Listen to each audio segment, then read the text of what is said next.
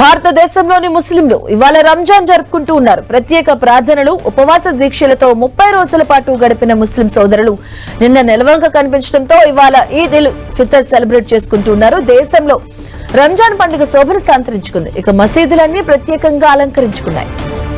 రంజాన్ సందర్భంగా ఇవాళ హైదరాబాద్ లోని పలు ఈద్గాల్లో ప్రత్యేక ప్రార్థనలు జరుగుతూ ఉన్నాయి. ఇప్పటికే పలు మసీదుల్లో ప్రార్థనలు ప్రారంభమవగా ఉదయం 10 గంటలకు ప్రధాన ఈద్గా మీరాలంతో పాటు కొత్తపేట్, మదన్నపేట్, మక్కా మసీద్, షాహీ మసీద్, లంగర్ హౌస్, సికింద్రాబాద్ అలాగే ఎర్రగడ్డ ఈద్గాల్లో ప్రార్థనలు నిర్వహించనున్నారు. ఇందుకోసం ప్రత్యేక ఏర్పాట్లు పూర్తయ్యాయి.